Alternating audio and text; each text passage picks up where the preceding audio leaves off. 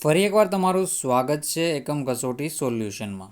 તો આજે આપણા વિડીયોમાં જે પ્રશ્ન બેંક લેવાણેલી છે તેનું એકમ કસોટી પેપર સોલ્યુશન જોવાના છીએ. જે આપણો સામાજિક વિજ્ઞાનનો વિષય છે, ઓરિજિનલ પેપર, એટલે કે જે આજે પેપર લેવાનું છે, આ કેટલી તારીખ છે, 6/9/2024 રોજ એનું સોલ્યુશન જોવાના છીએ. ધોરણ છે આપણું 7 છે અને સમય રહેશે 1 કલાક.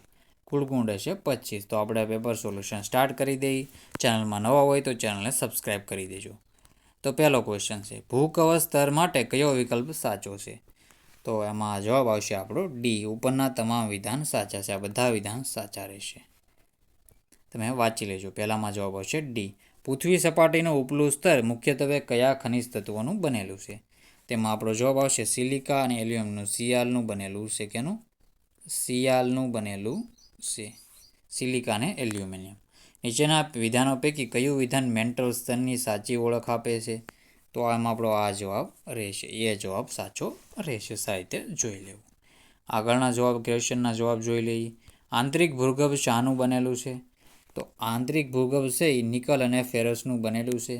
અગ્નિકૃત ખડક માટે કયો વિકલ્પ સાચો છે?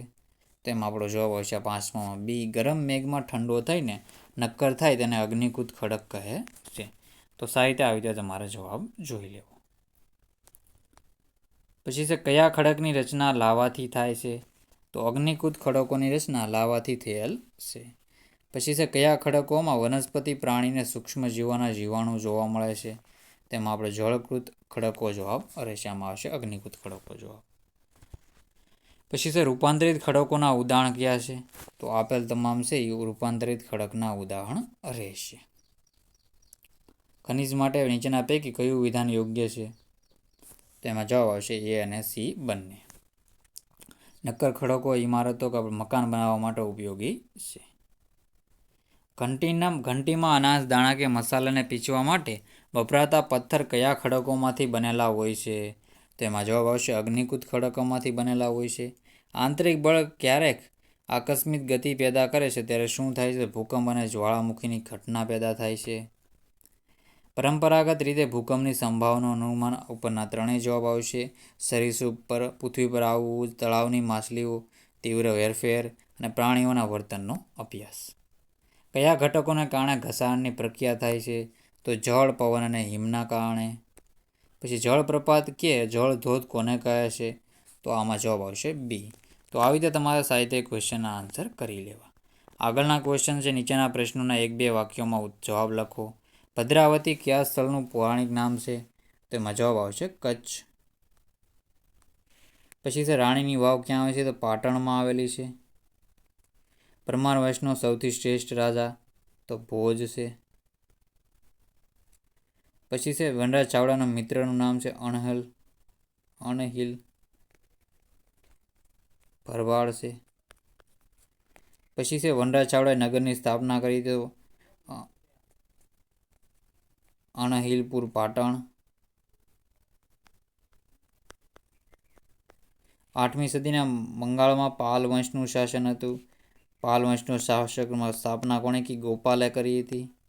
તો આવી રીતે તમારે જવાબ કરી લેવાનો છે. ચેર રાજ્યનું બીજું નામ કેરળ હતું. પછી રાજપૂત યુગમાં વંશ પરંપરાગત હતું.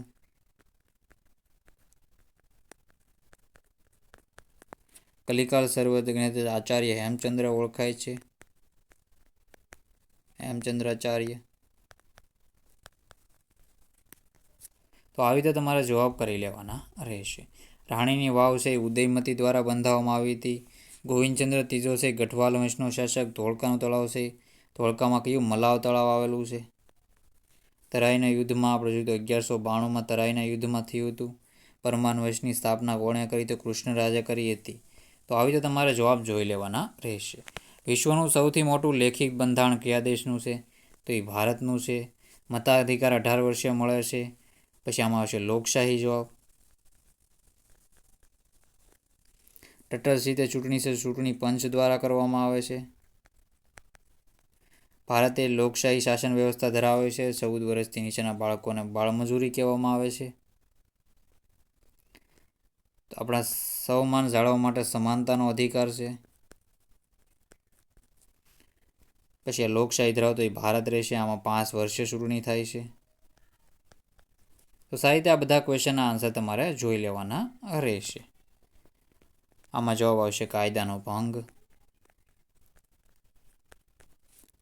તો સાહિત્ય મિત્રો જોઈ લેજો. આમાં આપણે ક્વેશ્ચનના આન્સર હવે તમને કરાવી દઉં છું. હરિહરાય અને બુક્કારાય, તો એમાં જવાબ આવશે સ્વામી વિદ્યારણ્ય.